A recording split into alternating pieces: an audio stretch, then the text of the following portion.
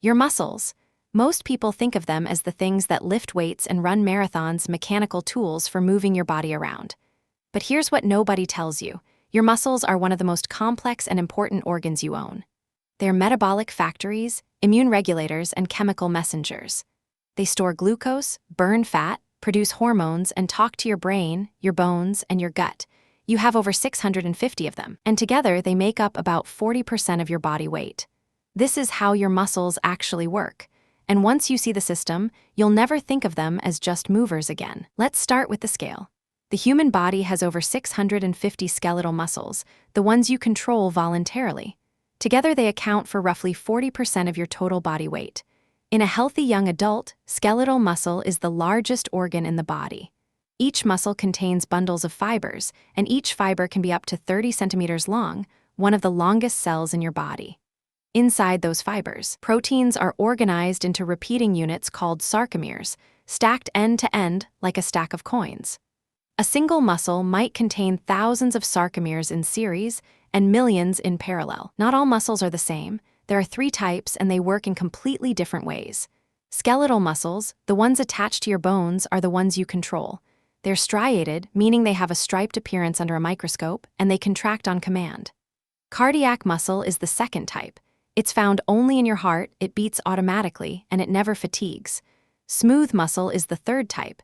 It lines your blood vessels, your gut, your bladder, and it contracts slowly and rhythmically without you ever thinking about it. 3 types, 3 jobs, 1 system. Inside every skeletal muscle, fibers come in 2 main flavors, slow twitch and fast twitch. Slow twitch fibers, called type 1, are built for endurance. They're rich in mitochondria, packed with blood vessels, and they resist fatigue for hours. Marathon runners have more of these. Fast twitch fibers, type 2, are built for power. They contract faster, generate more force, but burn out quickly. Sprinters have more of these. Every muscle in your body is a mix of both, and the ratio is largely genetic, but training can shift the balance. Here's how your brain activates a muscle. Each skeletal muscle is controlled by motor neurons, nerve cells that connect directly to muscle fibers. One motor neuron plus all the fibers it controls makes a motor unit. A motor unit in your eye might control just 3 fibers. One in your thigh might control 2,000. When your brain sends a signal down the motor neuron, every fiber in that motor unit contracts simultaneously. To produce more force, your brain recruits more motor units, from small to large, in a precise order called the size principle. So what actually happens when a muscle contracts? It's not the muscle getting shorter, it's the proteins inside sliding past each other. 2 types of protein filaments. Actin, which is thin, and myosin, which is thick and has little heads that grab actin and pull. The myosin heads cycle through a repeating sequence: attach, pull, release, reset, like tiny oars rowing a boat. Each cycle shortens the sarcomere by about 10%. Thousands of these cycles happen simultaneously, and the muscle fiber shortens. This is the sliding filament theory, and it's been the foundation of muscle biology since the 1950s. Muscles need energy to contract, and they burn through it fast. The immediate fuel is ATP, adenosine triphosphate, the universal energy currency of every cell. But a muscle cell only stores enough ATP for about 2 seconds of maximal effort, so it has backup systems. First, creatine phosphate donates its phosphate group to regenerate ATP. This lasts about 10 seconds. Then, glycogen, stored glucose, gets broken down without oxygen, producing ATP but also lactic acid. Finally, with enough oxygen, your muscles can burn fat and even protein for ATP. The fuel system your muscle uses depends on how hard and how long you're working. When a muscle works, it needs more fuel and more oxygen, and that means more blood. At rest, a muscle might receive about 1 pint of blood per minute. During intense exercise, that number climbs to 8 pints or more. Your blood vessels dilate, your heart rate rises, and capillaries, the tiny vessels that wrap around each fiber, open up to deliver oxygen and carry away carbon dioxide. This is why regular exercise increases capillary density in your muscles. More roads for the delivery trucks. The more capillaries, the more oxygen your muscle can use, and the longer it can work before fatigue. Here's the part most people get wrong. When you lift a heavy weight, you don't actually build muscle during the workout, you damage it. The heavy load creates microscopic tears in the muscle fibers, not injuries, but controlled damage. This damage triggers an inflammatory response. Immune cells rush to the site, clean up debris, and release chemical signals that tell satellite cells, muscle stem cells, to activate. The satellite cells multiply, fuse with the damaged fibers, and donate their nuclei, which allows the fiber to produce more protein and grow thicker. That repair process is what makes muscles bigger. It's called hypertrophy. The muscle fiber increases in diameter by adding more actin and myosin filaments, more sarcomeres in parallel, and more mitochondria. The key stimulus is mechanical tension, the force generated during the contraction, combined with metabolic stress and muscle damage. But growth doesn't happen overnight.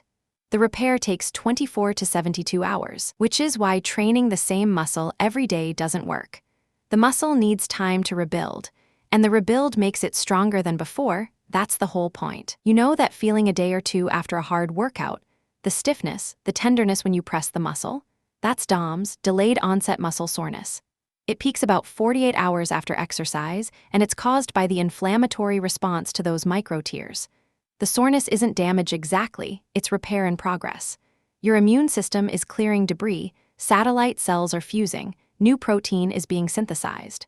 DOMS is a sign that your muscle is adapting. And interestingly, the same workout that caused severe soreness the first time causes much less the second time, because the muscle has remodeled itself to handle that load. Before muscles get bigger, they get smarter. In the first few weeks of a new strength program, most of the strength gain comes not from muscle growth but from neural adaptation.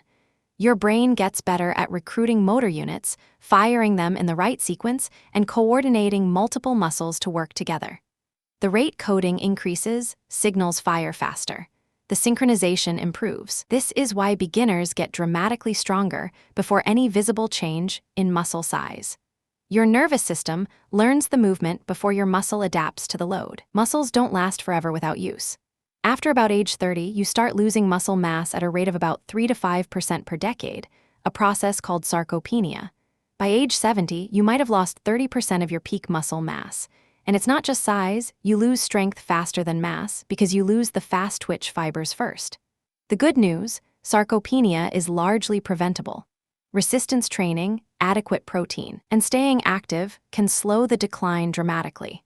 The muscle you build in your 20s and 30s is an investment that pays off for decades. So what actually works? The boring answer, and it works. Resistance training, lifting heavy things at least twice a week, is the single most powerful stimulus for maintaining and building muscle. Protein matters, about 1.6 grams per kilogram of body weight per day, spread across meals. Sleep is when the repair happens. Growth hormone peaks during deep sleep, driving muscle protein synthesis. And staying active throughout the day, not just in the gym, keeps the signals flowing. No supplement, no gadget, no shortcut beats a body that trains, eats, and rests. Here's the reframe. Your muscles aren't just movers. They're metabolic organs that store glucose, burn fat, produce hormones, and communicate with your brain, your bones, and your immune system. When you move your muscles, you're not just exercising, you're running one of the most sophisticated chemical factories in your body. They adapt to everything you do. They grow when challenged, shrink when neglected, and remember what you've trained. This is the same thread running through this whole series: sleep, stress, fat, gut, heart, brain, and now muscles. They're not separate systems. They're one organism talking to itself. Protect the system, and the system protects you. If this changed how you think about your muscles, share it with someone. And subscribe. The series is called How It Works, and there's still a lot of body to cover. Thanks for watching.